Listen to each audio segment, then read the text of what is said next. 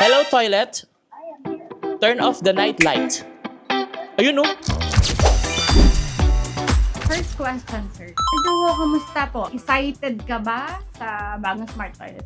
Ako, excited na ako. Makikita niyo naman, nakaupo na ako. Gusto ko nang gamitin agad. Pero anyway, excited na ako kasi first time ako magkakaroon ng smart toilet na which is pinipindot lang, may special bidet na, meron ng mga automatic light, meron ng mga heater. Iba yung feeling kasi ito is kakaiba sa akin kasi lahat automatic na. Ultimo yung pag-akyat ng cover, pati ng lid, kailangan voice cover or pwedeng pindot-pindot na lang.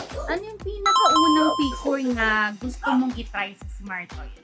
Yung pag-flash ng bidet kasi automatic na, di ba? May bidet na siya. And kagandahan dito is may massage yung bidet. So excited na ako kung paano gamitin yun. Paano makakatulong ang smart toilet sa daily lifestyle?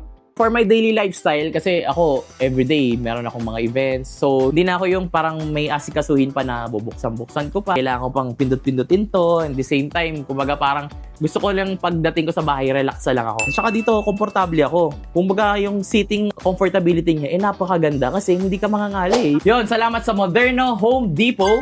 Kasi pagdating sa mga smart toilet, sila ang number 1. From Jowa Motovlog, peace out.